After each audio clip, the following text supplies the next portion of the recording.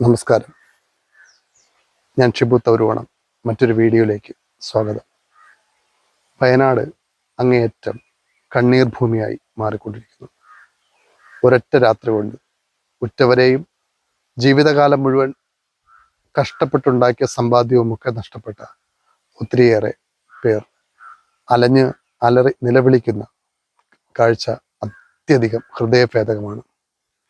അതിനിടയിലും ആശ്വാസമായി ജാതിയുടെയോ മതത്തിൻ്റെയോ രാഷ്ട്രീയത്തിൻ്റെയോ നിറഭേദം നോക്കാതെ രക്ഷാപ്രവർത്തനത്തിനായിട്ട് അനേകം പേർ കൈകോർക്കുന്നതും കേരളത്തിൻ്റെ നാനാ തുറകളിൽ നിന്നും നാനാ ഭാഗത്തു നിന്നുമൊക്കെ സഹായങ്ങൾ പ്രവഹിക്കുന്നതും ഒരു മലയാളി എന്ന നിലയിൽ നമുക്ക് അഭിമാനിക്കാവുന്ന വസ്തുത തന്നെയാണ്.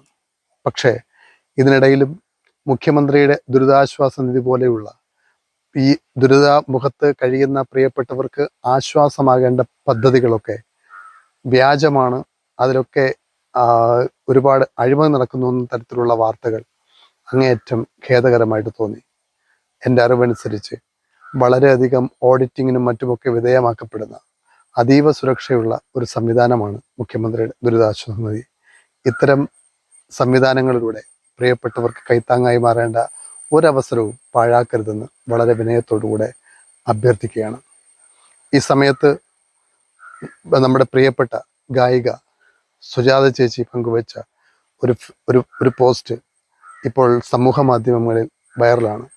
അതിലെ ചില വാചകങ്ങൾ ഇതാണ്: നിങ്ങളെ ഈ ദുരിതമുഖത്ത് നിന്ന് രക്ഷിച്ചു കൊണ്ടുപോകുന്നവരാരും നിങ്ങളുടെ ജാതിയോ മതമോ നിങ്ങളുടെ രാഷ്ട്രീയമോ നിങ്ങളുടെ നിറമോ ഒന്നും നോക്കിയിട്ടല്ല ഇത് ചെയ്യുന്നത്. കുഞ്ഞുങ്ങളെ, നിങ്ങളിത് കണ്ടു വേണം വളരാൻ.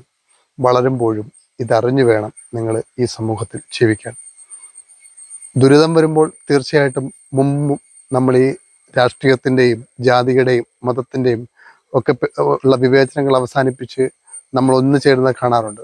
പക്ഷേ അതെല്ലാം മറന്ന് എവിടെയുമെങ്കിലും ഒക്കെ ഒരു സന്തോഷത്തിൻ്റെ പൂത്തിരി വെളിച്ചം ഇങ്ങനെ മിന്നിത്തെളിയുമ്പോൾ നമ്മളതൊക്കെ മറക്കുന്നതും ജാതിയുടെയും മതത്തിൻ്റെയും പേരുള്ള അനാവശ്യമായിട്ടുള്ള അനാരോഗ്യപരമായിട്ടുള്ള പ്രസ്താവനകളും സംവാദങ്ങളും ഒക്കെ പലപ്പോഴും വേദന ഉളവാക്കുന്നതാണ്.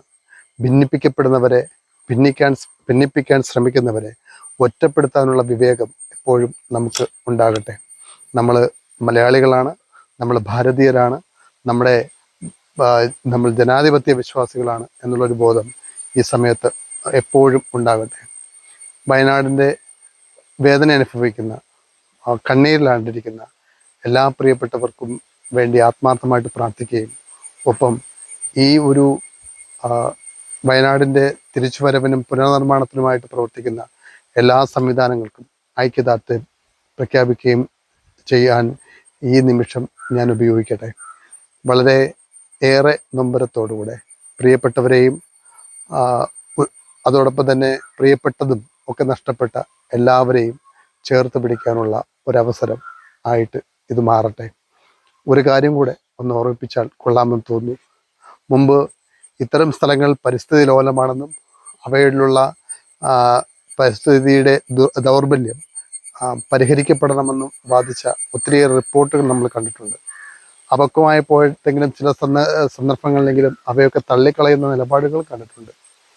ശരിയാണ്, കൃഷിഭൂമികൾ അതോടൊപ്പം തന്നെ ഉപജീവന മാർഗങ്ങളൊക്കെ നഷ്ടപ്പെടുക എന്ന് പറയുന്നത് വേദനാജനകമാണ്. പക്ഷേ ഉത്തരവാദിത്വപ്പെട്ട നേതൃനിരയിലുള്ളവർ അതിനു വേണ്ടിയിട്ടുള്ള ഒരു ശ്രമം നടത്തുകയും ഇനിയൊരു ദുരന്തമുണ്ടാകാനുള്ള മുന്നൊരുക്കങ്ങൾ ഉണ്ടാകുകയും ചെയ്യപ്പെടട്ടെ എന്ന് ആത്മാർത്ഥമായിട്ട് ആഗ്രഹിക്കുകയും പ്രാർത്ഥിക്കുകയും ചെയ്യുന്നു. എല്ലാ പ്രിയപ്പെട്ടവർക്കും, ഈ വേദനയിൽ പങ്കുചേരുന്നവരും ഈ വേദന അനുഭവിക്കുന്നവരായിട്ടുള്ള എല്ലാവർക്കും എല്ലാവിധമായ പ്രാർത്ഥനയും പിന്തുണയും നേരുന്നു. നന്ദി.